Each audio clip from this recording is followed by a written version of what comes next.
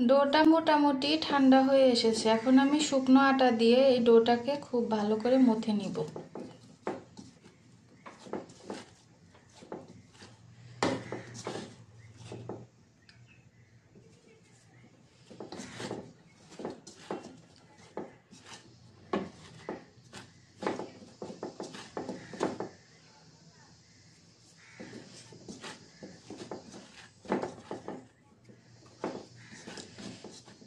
একটু গরম থাকা অবস্থায় ধৈর্য নিয়ে ডোটা মাখাতে হবে।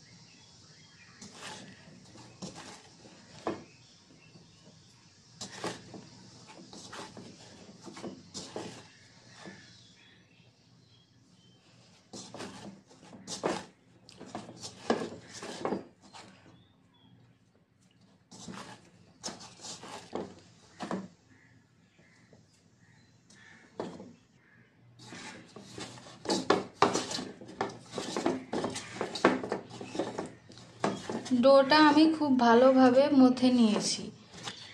এই ডোটা যত ভালোভাবে মথে নেওয়া হবে পিঠাটা ততই সুন্দর হবে, আর পিঠা বানিয়ে রাখার পর তাহলে আর ফেটে যাবে না।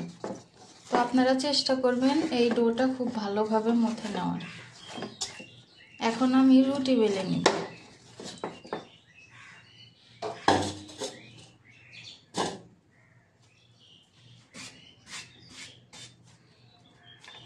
অল্প একটু ডো এখানে নিয়ে নিচ্ছি, আবার একটু আটা দিয়ে খুব ভালো করে এটা মথে নিব।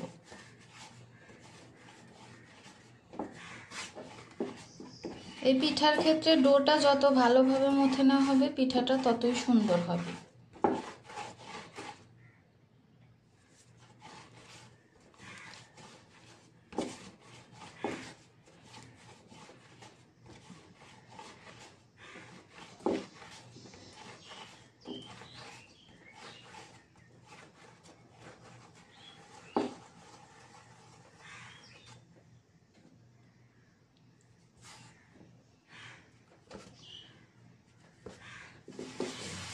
রুটিটা আমি এখন বেলে নিব।